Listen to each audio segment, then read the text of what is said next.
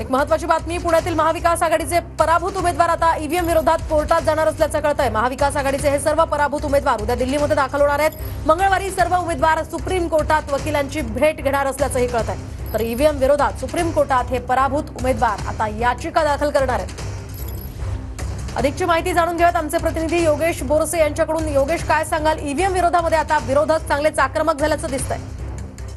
निश्चितच वृषाल, ज्या पद्धतीने महाविकास आघाडीचा जो पुणे जिल्ह्यामध्ये पराभव झालेला आहे आणि महायुतीचा मोठा विजय खरं तर पुणे जिल्ह्यात होताना पाहायला मिळालाय, मात्र सातत्याने जो महाविकास आघाडीकडून आरोप केला जातोय महायुतीकडून ईव्हीएम मध्ये घोटाळा करण्यात आलेला आहे, त्यामुळेच अशा पद्धतीचा विजय हा त्यांना मिळालेला आहे। त्यामुळे पुणे जिल्ह्यातील जे सर्व महाविकास आघाडीचे उमेदवार आहेत ते उद्या दिल्लीत दाखल होणार आहेत आणि हे सर्व पराभूत उमेदवार सुप्रीम कोर्टात ईव्हीएम घोटाळ्याच्या विरोधात याचिका दाखल करणार आहेत। उद्या दिल्लीत दाखल होणार आणि परवा सुप्रीम कोर्टाच्या वकिलांची भेट घेणार आहेत आणि या संदर्भात सुप्रीम कोर्टाच्या वकिलांशी चर्चा करून नेमकी याचिका कशा पद्धतीने दाखल करता येईल ही चर्चा करून याचिका सुद्धा ईव्हीएमच्या विरोधात दाखल केली जाणार आहे। कारण मोठा पराभव हा पुणे जिल्ह्यात महाविकास आघाडीचा झालेला आहे। साधारणतः 10 ते 12 पराभूत उमेदवार हे उद्या दिल्लीत दाखल होतील आणि परवा साधारणतः याचिका दाखल करण्याची प्रक्रिया ती पार पडली जाणार आहे। अगदी नक्कीच या संदर्भातले अपडेट्स तुमच्याकडनं घेत राहणार आहोत। तुर्तास धन्यवाद योगेश दिलेल्या या माहितीसाठी।